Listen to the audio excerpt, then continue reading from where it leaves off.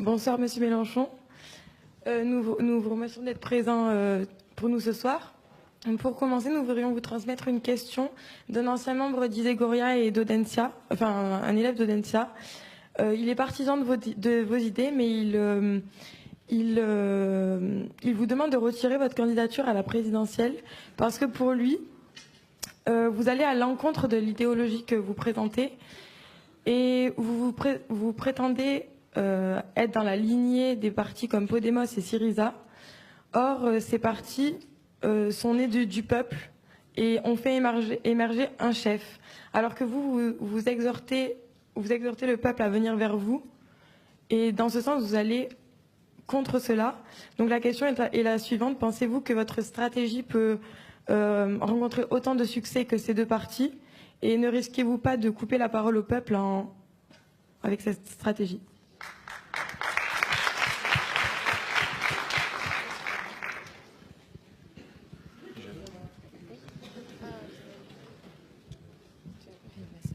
Bon, alors, plusieurs degrés. D'abord, un degré de précision. Ni Syriza ni Podemos ne sont davantage nés du peuple que ma propre candidature appuyée par 70 000 personnes. Syriza est une coalition de partis d'extrême gauche qui s'appelait Synapismos, qui au bout de 7 ou 8 ans a fini par fusionner en un seul parti qui s'appelle Syriza. Et si je vous appliquais les règles qui s'appliquent à Syriza, je crois que vous m'en voudriez. Ça n'a rien à voir non plus, Syriza n'a rien à voir avec Podemos. Podemos n'est pas non plus né du peuple au sens mythique du terme, où des gens, je sais pas quoi, dit toi, t'es chef. Ça n'est pas passé comme ça du tout. Podemos, au départ, c'est un groupe qui fait une scission avec un autre groupe, comme vous diriez le Front de gauche en France, qui s'appelait en Espagne Izquierda Unida.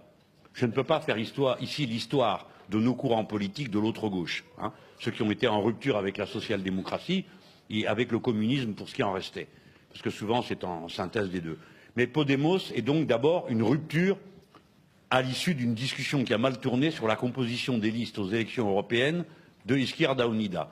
Mais cette émergence l'a fait coïncider avec une attente de la société qui était de se constituer en tant que non-parti, en tant que mouvement. L'attitude que j'ai choisie est exactement la même, et ce n'est pas étonnant puisque nous sommes amis et que nous discutons, nous travaillons ensemble, que celle de la figure que vous connaissez qui s'appelle Pablo Iglesias, qui est le leader de Podemos. J'ai connu Pablo Iglesias et Errejón Íñigo à Caracas. Donc, pas entre nous, le numéro de violon sur le truc qui surgit, qui tombe du ciel, ah quelle merveille, etc. C'est pas vrai. Ce sont des militants politiques, et heureusement que c'est des militants politiques aguerris, connaisseurs, capables d'inventer des stratégies, parce que combattre politiquement contre le système dominant, si vous y allez avec la fleur au fusil, vous avez perdu d'avance. La puissance qui est là en face de vous, c'est un rouleau compresseur. Mieux vaut savoir comment s'y prendre. Après, j'accepte volontiers la remarque. Il y a une contradiction à se réclamer d'une assemblée constituante, de mouvements populaires, et en même temps présenter sa candidature, d'abord ne serait-ce que de concourir à une élection qui, elle, est complètement défigurante du champ politique, puisqu'elle personnalise tout, qui est l'élection présidentielle. Ce débat n'est pas nouveau. C'est celui qui fait, par exemple, que Mendès France n'a jamais voulu être candidat à l'élection présidentielle et que c'est François Mitterrand qui l'a été pour parler d'une autre époque. Mais après, j'ai envie de vous dire autre chose. Quand un match de foot commence, ce n'est pas la peine d'y aller au milieu pour jouer au volley. Les conditions politiques, il y a une élection qui compte dans ce pays, c'est l'élection présidentielle. Comment subvertir le système radicalement? Moi, j'ai expliqué ma stratégie. Donc, soyez en accord ou en désaccord avec ma stratégie. Ça, je l'admets parfaitement. Mais la contester du point de vue de sa propre logique est absurde. On peut au moins me faire confiance pour être logique avec moi-même. Quelle est ma stratégie? C'est de poser un acte qui permet de commencer un rassemblement qui soit un rassemblement hors parti. C'est ce qui s'appelle la France insoumise aujourd'hui. Vous avez vu qu'il y a des gens qui ont protesté, qui ont dit qu'il a pris sa décision en solo. Bah oui, hein, surtout je connaissais la réponse des autres d'avance, donc j'ai eu un peu moins de mal à me décider. En avançant de cette manière-là, j'opère une percée. 70 000 personnes se regroupent avec moi, 2 000 syndicalistes, 600 groupes d'appui. Ces gens vont autogérer la suite du mouvement, pas la campagne. La campagne, elle va être menée ensemble et elle va être pilotée.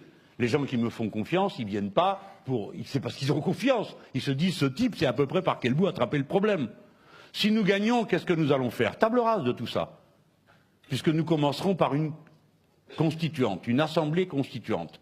L'assemblée constituante va changer toutes les règles du jeu. J'ai dit, pour être élu à l'assemblée constituante, d'après moi, personne ne devra avoir été élu avant. Vous savez, j'ai écrit un autre bouquin avant tout ça, qui s'appelait Qu'ils s'en aillent tous. Moi compris. Moi compris. Et j'ai toujours dit, une fois que l'assemblée constituante est terminée, je rentre chez moi. Parce que le travail aura été fait. C'est une stratégie parmi d'autres. Vous pouvez dire, elle est absurde, il ne va pas y arriver. C'est autre chose. Mais moi, c'est comme ça que j'ai l'intention de faire. Et pas parce que je veux, je sais pas quoi, bousculer, brutaliser le peuple, etc.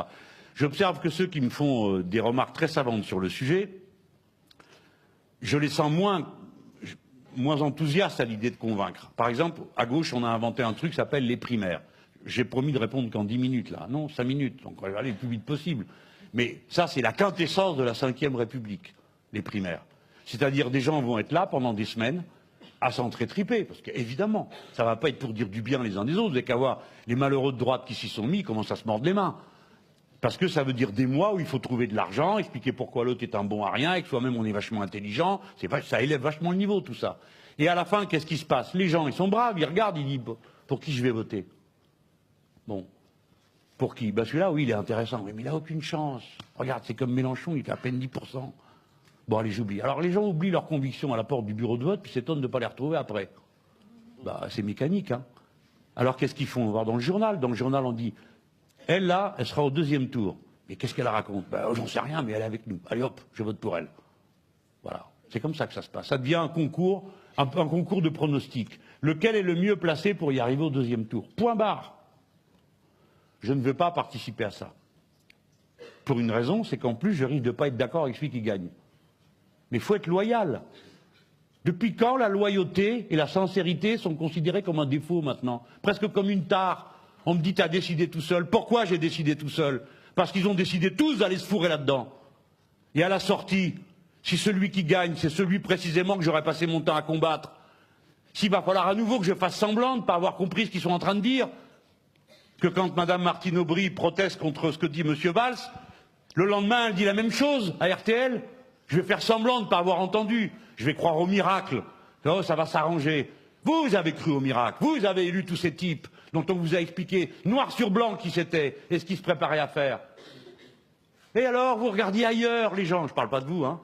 Oui, mais non, mais t'es excessif, t'en demandes trop. Maintenant, ils disent pire que moi de ce que j'ai dit. Moi, je ne me suis pas trompé. Ah, ça fait prétentieux, hein. Je ne me suis pas trompé. Eux se sont trompés. Ils se sont trompés sur la Grèce, ils se sont trompés sur le président, ils se sont trompés sur leur ligne, ils se sont trompés sur ce qu'il fallait faire avec les traités.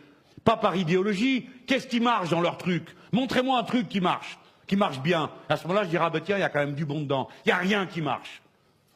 On est de plus en plus pauvre dans un pays de plus en plus riche, et toute l'Europe est en train de partir en petits morceaux. Et c'est à moi qu'on reproche de tuer l'Europe. Parce que soi-disant, on replie sur soi, je ne sais pas trop quoi, là. Tout simplement parce que, et quand j'explique que la nation française a un pouvoir particulier sur la scène européenne, parce que nous sommes 18% de l'économie du vieux continent, que nous allons être les plus nombreux, que nous sommes un peuple instruit, mes amis, moi je fais le tour du monde, j'ai la chance de pouvoir le faire. J'ai approché les dirigeants de toutes les révolutions démocratiques de l'Amérique latine. Si vous saviez ce que c'est que de diriger des pays pareils, on va faire ci, on va faire là, allez hop, on va le faire. Qui va le faire? Personne. Il n'y a pas la main-d'œuvre qualifiée, il n'y a pas les ouvriers qualifiés. Il n'y a personne, il faut les trouver ailleurs, il faut les former à toute vitesse. Nous, on regorge de gens formés. On sait tout faire dans ce pays. Il y en a pour très peu de temps à remettre tout ça d'aplomb. Donc, pourquoi je ferais semblant? Pourquoi je ferais semblant? J'ai déjà tout eu. Vous comprenez? Vous m'achèterez avec rien. J'ai déjà été ministre, j'ai déjà été sénateur, j'ai déjà été conseiller général, j'ai déjà été tout. Alors rien de ce que vous me proposez m'intéresse. Je veux juste arriver au bout de ce que j'ai à faire. Et pas que moi, parce que vous dites ce type est illuminé, mais comme moi, des paquets de gens qui croient dur comme fer que nos vies n'ont pas été inutiles, et les plus vieux et les plus jeunes, qui ont la même exigence intellectuelle. Voilà, moi je me sens responsable à leur égard. Alors je démarre mon truc, quick, tout le monde appuie, 70 000 personnes, c'est moi qui suis censé être seul. Le dernier qui m'a dit ça, c'est Cahuzac sur un plateau de télé, menteur comme un arracheur dedans, et voyou et voleur. Et moi, je suis censé baisser les yeux devant des mecs pareils? Vous plaisantez? J'espère qu'ils vont perdre. De toute façon, ils ne peuvent pas venir à bout de moi. On ne peut pas m'acheter. J'ai pas une seule casserole. Je suis inflexible. Et en plus, j'écris des bouquins, ce qui fait que je crois ce que je raconte.